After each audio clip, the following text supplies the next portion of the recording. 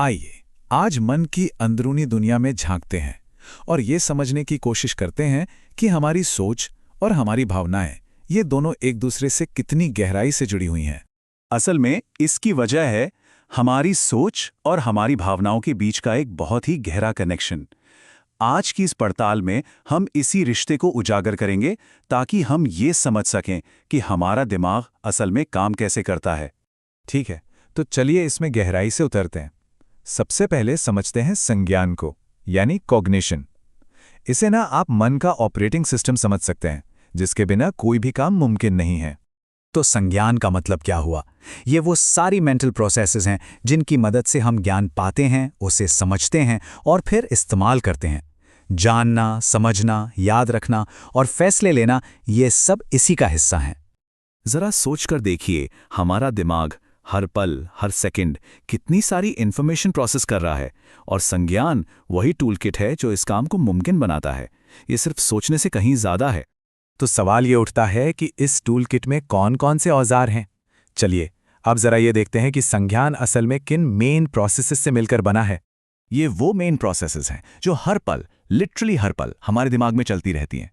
जैसे मान लीजिए किसी भीड़ भरी पार्टी में आप हैं और इतने शोर के बावजूद अपने दोस्त की आवाज पर ध्यान दे पा रहे हैं, वो है अवधान।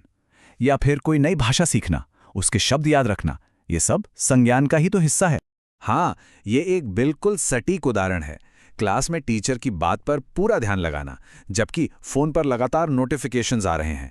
बस ये ही तो है अवधान, या जिसे हम अटेंशन कहते हैं।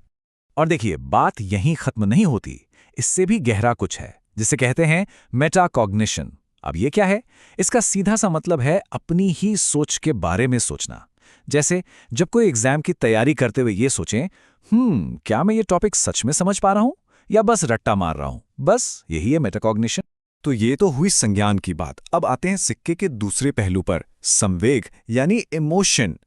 देखिए, अगर संज्ञान मन का ऑपरेटिंग सिस्टम है, तो संवेग को आप वो शक्ति मान सकते हैं जो हमारे अनुभवों को रंग देती है, उन्हें दिशा देती है। एक तरह से हमारे दिल का कंपस।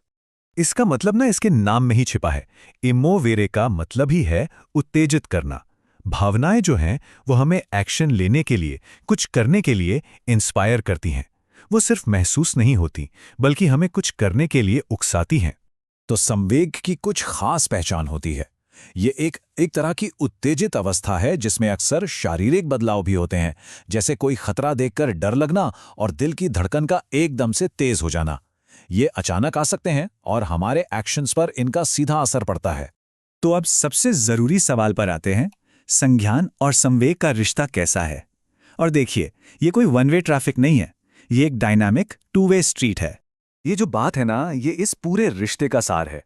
हमारी सोच और हमारी भावनाएं, ये दो अलग अलग चीजें नहीं हैं।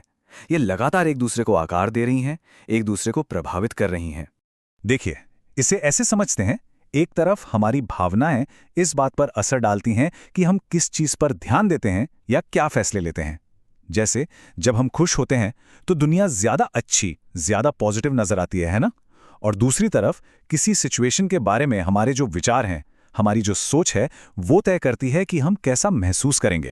चलिए अब जरा ये देखते हैं कि इस रिश्ते का हमारी रोजमर्रा की जिंदगी पर, असल दुनिया में क्या असर पड़ता है। हमारी भावनाएं हमारी काबिलियत को कैसे कंट्रोल करती हैं। यहाँ पर ये बिल्कुल साफ साफ दिखता है कि हमारी इमोशनल स्टेट का हमारे काम पर, हमारे प्रदर्शन पर कितना सीधा असर पड़ता है। एक तरफ देखिए, एक खुश और फोकस स्टूडेंट है और दूसरी तरफ एक चिंतित और जिसका ध्यान भटका हुआ है। जब हम खुशी, आशा या उत्साह जैसी पॉजिटिव भावनाएं महसूस करते हैं, तो पता है क्या होता है? हमारा दिमाग बेहतर काम करता है, हम ज्यादा क्रिएटिव हो जाते हैं, हमारी याददाश्त तेज हो जाती है और हम मुश्किलों को भी बेहतर ढंग से सुलझा पाते हैं। और इसके ठीक उल्टा, जब चिंता, गुस्सा या उदासी जैसी नेगेटिव भावनाएं हावी होती हैं, तो वो हमारी सोचने समझने की शक्ति पर जैसे ब्रेक लगा देती हैं। फोकस करना मुश्किल हो जाता है, कुछ याद नहीं रहता और सीखने की पूरी प्रक्रिया धीमी पड़ जाती है। तो सबसे जरूरी बात जो समझने की है वो ये है कि हमारी इमोशनल स्टेट, हमारी सोचने की काबिलियत से कोई अलग चीज नहीं है, बल्कि ये उसका एक बहुत ही जरूरी हिस्सा है। और ये पूरी बातचीत हमें एक बहुत ही जरूरी सवाल पर लाकर छोड़ देती है। अगर हम ये जानते हैं कि हमारी भावनाएं और सोच इतने गहरे से जुड़े हुए हैं, तो क्या हम अपनी भावनाओं को मैनेज करके अपनी सोचने समझने की शक्ति को और बेहतर नहीं बना सकते? इस पर जरूर सोचिएगा।